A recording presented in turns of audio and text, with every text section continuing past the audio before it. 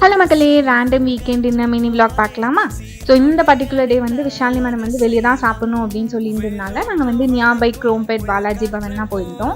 அங்கே வந்து நமக்கு வந்து weekend roof top Buffett option இருக்கும். அங்கே பார்த்தோம் அப்படின்னா 350 பர் பர்சன் அடல்ட்ஸ்க்கு, அப்புறம் கிட்ஸ்க்கு வந்து 200 பர் பர்சன். அண்ட் இது வந்து பியோர் வெஜ் மெனு தான்.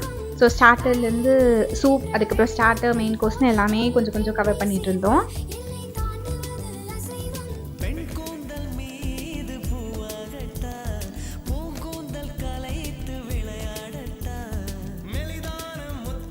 அண்ட் இதுதான் இந்த ரூஃப் டாப் வியூ.